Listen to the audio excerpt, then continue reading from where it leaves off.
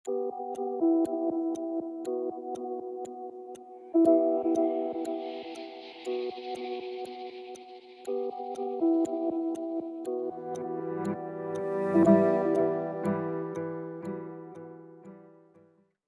kita untuk masuk menuju game yang pertama. Jadi untuk para survivor boleh dikencangkan lagi dukungannya di kolom komentar dengan hashtag FF Indo Bersatu karena Indonesia akan bermain untuk di game yang pertama. Pembuktian survivor yang di studio juga boleh mana suaranya.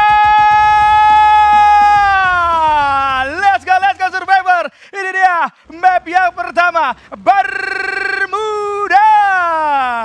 Wow, secara garis pesawat ini sangat-sangat adil sekali.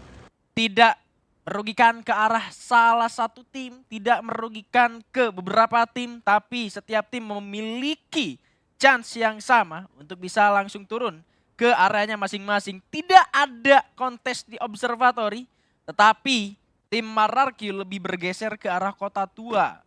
Menuju ke arah Stellar Esports yang mengambil 3 area sekaligus. Factory, Pocirok, dan juga Mars Electric-nya. Yes, betul itu dia, dan yang menarik adalah memang tadi udah ada satu info yang kita dapatkan bahwa pertempuran kemungkinan besar terjadi di area Clock Tower. Lihat, kawan-kawan dari Paysport kali ini sudah mulai kehilangan 2 anggotanya. Bahkan Hoang juga harus kandas. Yeah!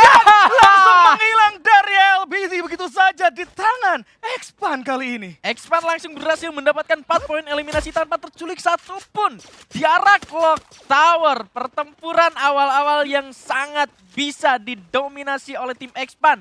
Suez dengan 2 poin eliminasi, impact yang sangat besar sekali untuk keberlangsungan dari tim Expand itu sendiri. Dan kita sudah kehilangan satu tim, bahkan belum 2 menit pertandingan berjalan. Selain dari Clock Tower, aku melihat tadi ada tembakan yang terjadi di arah Sentosa sepertinya. Karena tadi aku melihat sempat ada beberapa pemain dari Homeboys yang dikirim juga menuju ke arah teman-teman dari Indostars. Dan kalau kita sedikit melihat contekan sih, Homeboys sejauh ini baru 2 menit berjalan udah mulai kesulitan juga. Ya, ini berbanding terbalik ya. Tim Malaysia yang satu udah memimpin dengan ada 4 poin eliminasi di area Clock Tower, mereka menang. Sedangkan di sisi lain Homeboys tadi sempat bergesekan bersamaan dengan kawan-kawan Indostar. Lihat, Indostar udah dapat 3, artinya Homeboys sudah kehilangan 3 anggotanya dan menyisakan 1 orang saja untuk bertahan. Kalau kita berbicara Indostar yang coba bermain di arah Sentosa, pertempuran tersebut seharusnya memancing juga pergerakan dari RRQ yang sekarang sudah mulai menguasai sisi tengah nih, Bigan. Ini bahaya loh sebenarnya. Kalau misalkan Indostarnya nggak keganggu sama teman-teman Homeboys tadi, gue yakin kayak RRQ yang bakal sulit masuk sih ke arah Sentosa. Karena kalau ngelihat dari droppingnya RRQ, mereka itu ke arah kota tua. Dan mereka ke Sentosa udah pasti pakai zipline. Betul. Sementara Indostarnya lagi sibuk dulu tuh sama Homeboys tadi. Kalau nggak sibuk, mungkin RRQ yang bakal kecegat. Nah, sekarang posisinya 2 tim Indonesia ada di satu pulau yang sama, bahkan sepertinya tidak akan bisa dihindari untuk pertempuran. Ya, ini udah pasti kelas karena sudah sama-sama membaca juga. Lihat UAV Light juga sudah dikirim antar masing-masing tim. Artinya informasi yang didapatkan juga bisa diolah. Tinggal apa keputusan yang akan diambil oleh kedua tim. Apakah akan coba untuk bermain secara agresif atau mungkin akan saling melepas. Tapi yang kita pahami adalah dengan adanya pertempuran early di area Sentosa, apalagi sama-sama tim Indonesia, jelas ini bakal cukup merugikan. Tapi kita akan melihat satu tembakan serang Kocel. Sudah mulai terdengar, belum ada satu tembakan yang connect, ternyata masih coba berputar-putar saja dan RRQ akan melakukan regrouping terlebih dahulu, Bigan. Ya, mereka harus melakukan hal itu, tapi Kocel dengan Rebel Rush-nya sudah mulai melepaskan tembakan, mengejar musuh ke arah seorang Abai, tapi Lim ternyata tumbang di tangan Leigalot. Tindir di sana masih akan terus melepaskan tembakan yang menahan pergerakan Wonong sekaligus dengan MAC-10-nya. Coba Rebel Rush lagi arah belakang, Abai hampir saja tumbang. Tapi lihat bagaimana pergerakan Dut datang juga dari belakang mendapatkan satu pemain lagi. Leigalot juga melihat melawan Tindir tersisa. Akankah berhasil diamankan oleh seorang Leigalot? Ledakan sudah diberikan, Tindir cukup low kali ini, 1 lawan 1 tersisa. Tapi Tindir terkena sebuah shockwave. Leigalot coba berputar ke arah lain, tembakan dari baretanya gagal, tapi masih ada Pemat. Leigalotnya tumbang. Masih ada Razor datang dari arah belakang, akan melakukan reviving terlebih dahulu. Tetapi ternyata 1 orangnya harus terending dan Razor sepertinya diputuskan untuk mundur ke arah belakang. Nggak bisa dilanjutin, ini Indostar sudah mulai mendapatkan keuntungan. Lihat dari seorang Kocel juga sempat dibangkitkan kali ini, bahkan dengan adanya koin yang diberikan terhadap seorang Kocel, seharusnya kawan-kawan dari Indostar bisa melakukan regrouping lagi. Razor mau tidak mau harus mundur sejauh mungkin menghilangkan jejak pertempuran yang begitu alot terjadi. Tapi sayangnya RRQ kali ini harus menelan kerugian yang begitu banyak.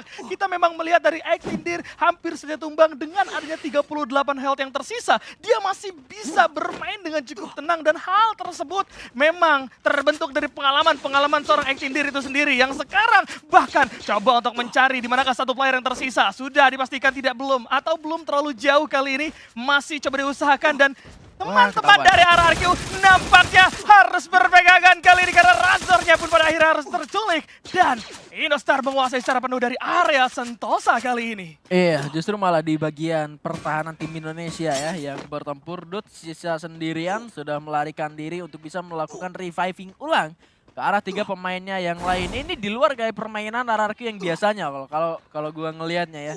Karena mereka harus clash di tempat yang sebetulnya ini bukan drop zone mereka banget. Betul. Berbeda kalau mungkin gue ingat mereka pernah makan Bigetron di Sentosa gitu loh. Tapi itu masih bukan turnamen internasional. Dan perlu diingat tadi positioningnya juga gak enak banget dari RRQ. Terkesan memaksa, Legalot gak dapat posisi nembak secara nyaman. Lihat dengan ruang yang sempit, membuat dari seorang Legalot juga gak bisa untuk membantu teman-temannya secara terus-menerus. Dan hal tersebut yang menjadi kendala terbesar dari RRQ. Masuk satu persatu juga jadi alasan terbesar. Lihat dari seorang Razor dan juga Dudes yang sedikit terlambat untuk melakukan follow up terhadap seorang Abai. Iya, ada waktu lebih dari sekitaran 7 detik atau bahkan sampai 10 detik ketika Legalotnya lagi 1 lawan 1.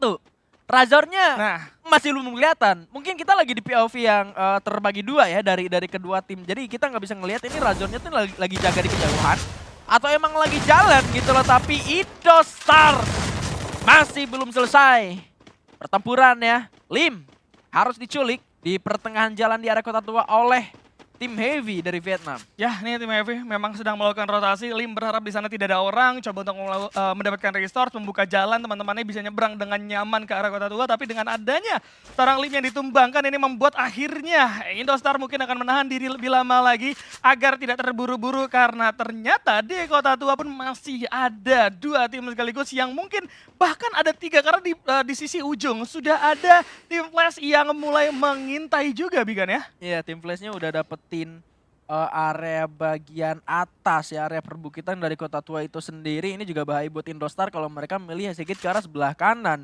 Kecuali kalau misalkan Indostarnya memilih ke arah jembatan dan tadi tumbangnya Lim di bagian Kota Tua sih harusnya jadi informasi bahwa arah gerak rotasinya bakal ke arah sebelah kiri, tapi Limnya lagi-lagi tumbang dan pertempuran akan terjadi antara tim Flash juga Reflex Red. Satu buah portal gue dibuka terlalu dekat, tapi Sming terus melepaskan tembakannya. Portal gue lagi ke arah belakang.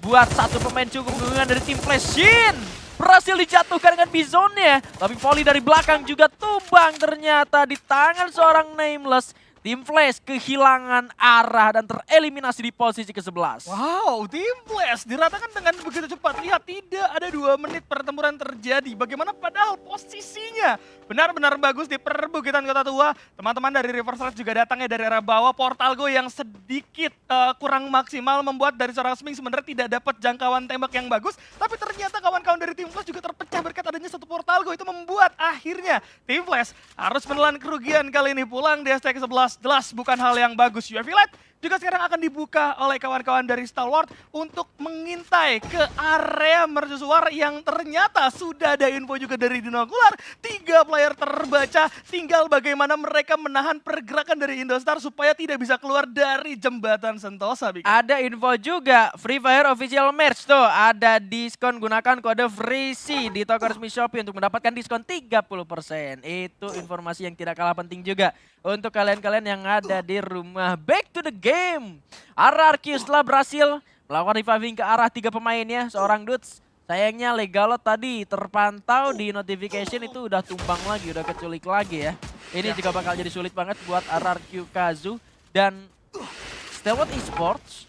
Tim yang sangat diwaspadai oleh King Kodok kali ini bertemu bersama dengan teman-teman dari Indostars di arah luar zona. Tapi Deo mendapatkan sebuah vending machine, ini akan jadi keuntungan buat STE itu sendiri. Dan ini juga akan jadi kesulitan buat teman-teman dari Indostar karena Kocel Look at this shot, bro. Yes, itu dia. Headshot. Itu dia yang gue takutkan ya. Kenapa dari tadi gue selalu bilang Star Wars esports ini memiliki potensi yang luar biasa. Karena apa? Ada satu player senior seorang Deo yang mampu membuat Star Wars ini keluar semua potensinya.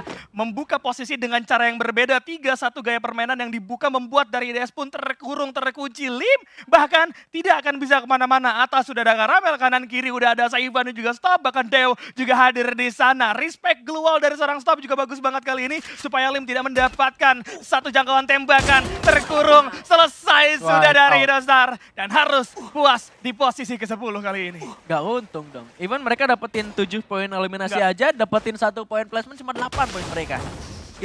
Itu sulit banget. Mereka nggak bisa keluar sama sekali.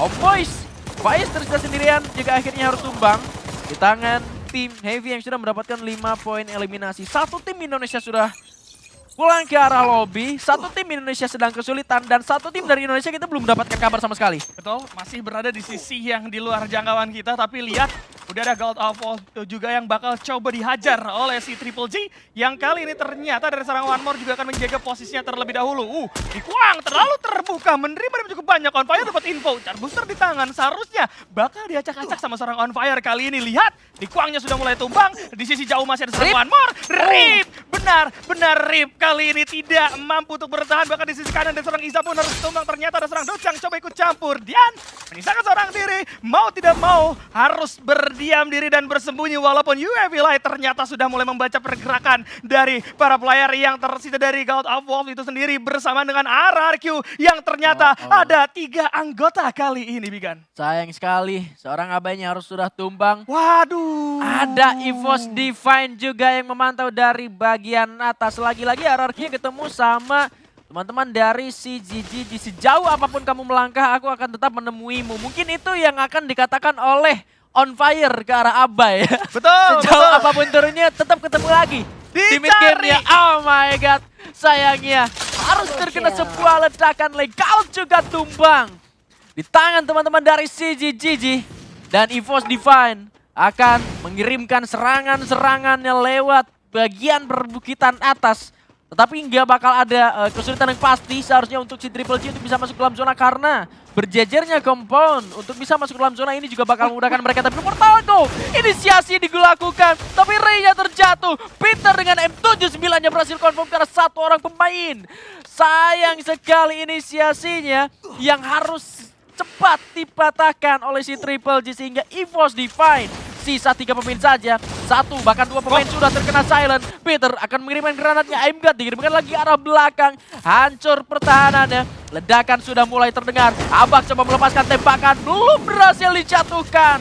Tidak ada korban yang terlihat. EVOS Divine kesulitan sekali. Masih ada Portal Go yang masih belum digunakan untuk mundur ke arah belakang. Coba stacking 3 di bagian depan dari rumah L. Abax coba naik, gagal. Tembakan kembali dibuka tapi Abaxnya terjatuh. Oh my god. Gedai juga tumbang. EVOS Divine kehilangan arahnya. Aimgat udah ke-track posisinya. Red Reverse juga memantau dari bagian atas. Sayang banget, masih berlanjut, pertempuran belum usai. Kali ini kawan-kawan dari si Triple G hanya kehilangan 1 akibat memang tadinya berada di luar. Namun di sisi lain sudah ada juga Stalwart yang harus tumbang. Dan Joski juga harus terjatuh. Reverse Ray benar-benar panas. Nameless mendapatkan 3 player sekaligus, dan si Triple G yang harus menjadi tumbal kali ini di posisi yang ke-6. Wah.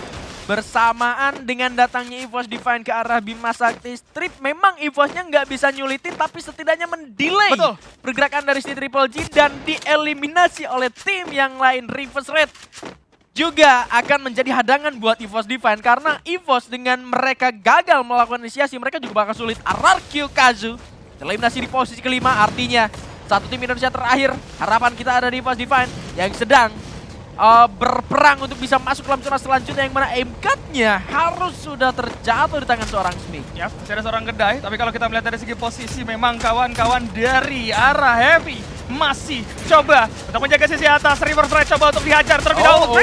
Berhasil jatuhkan di tangan seorang Vitang kali ini.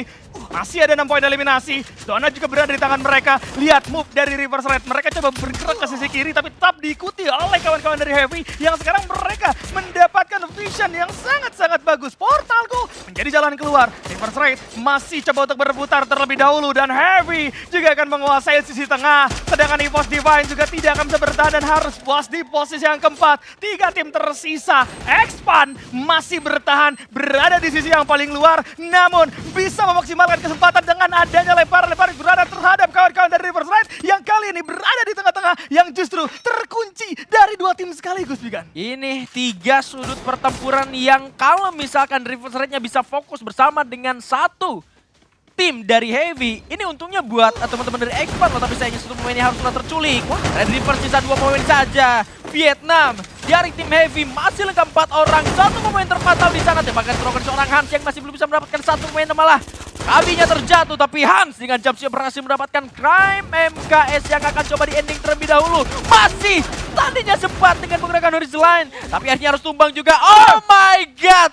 Oh my god, apa yang terjadi? Heavy malah tersisa sendirian kali ini. Red Reverse membalikan keadaan setelah Heavy disibukkan oleh teman-teman dari Expand. Vitan akan berusaha untuk menjemput buyanya 1 lawan 2. Satu orang terakhir dengan trogonnya dari lawan, tapi Vitan dengan menggunakan charge busternya memiliki kesempatan cukup besar. Masih ada horizon lain dari lawannya, tapi Vitan dah tumbang dan ini menjadi buya pembuka untuk Reverse Red from Thailand. Luar biasa, Reverse Raid berhasil mendapatkan booyah. Kita melihat bagaimana posisi dari Reverse Raid yang ternyata cukup sulit untuk masuk pada awalnya menjadi posisi yang paling enak karena berada di tengah-tengah dan memiliki banyak opsi. Tadinya aku pikir Expand yang bakal mendapatkan keuntungan, tapi dengan adanya glue wall yang begitu banyak membuat Reverse Raid mampu membuat kawan-kawan dari Heavy pun terpancing untuk turun. Heavy-nya terpancing untuk turun, Expand-nya mau tidak mau bergerak karena adanya zona. Akhirnya clash 3 tim di saat yang bersamaan. Reverse Raid mampu untuk bertahan. Kalian bisa lihat bagaimana posisi dari seorang Demon yang memang tidak tersentuh sama sekali karena bersembunyi di balik glue wall, sedangkan teman-temannya bertempur sampai tumbang namun bisa bangkit lagi. Itu menjadi kunci dari Reverse Raid, dan melihat dengan adanya gaya permainan yang luar biasa, Reverse Raid mampu memimpin untuk sementara kali ini. Dan gue melihat ya tadi gak cuma Demon aja loh kan, gak cuma Demon aja, ada Nameless juga yang bisa ngeratain 3 orang sekaligus, dan hal tersebut yang seharusnya bisa dijadikan acuan untuk kedepannya bagaimana seorang Nameless juga wajib diwaspadai. Ya itu dia, memang sebegitu kompleksnya bagaimana permainan dari teman-teman Reverse Raid yang udah aku bilang dari awal ini harus diwaspadai. Selain daripada si Triple G itu sendiri, sebetulnya konsepnya tadi kalau aku ngelihat EVOS Divine kalau bisa menyelesaikan team fight lebih cepat bersama dengan si Triple G, Red Reverse nggak bakal kepancing ke arah Bima Sakti, tapi mereka bakal perang dengan tim yang menang antara EVOS dan juga si Triple G. Ya, bahkan tadi kalau EVOS nggak turun juga, sebenarnya Reverse Raid bisa berhadapan dengan EVOS. Di atas. Di Party sama si Triple G bisa jadi setelah RRQ-nya kabur menuju ke arah yang lain. Tapi balik lagi, kedisiplinan dari Reverse Raid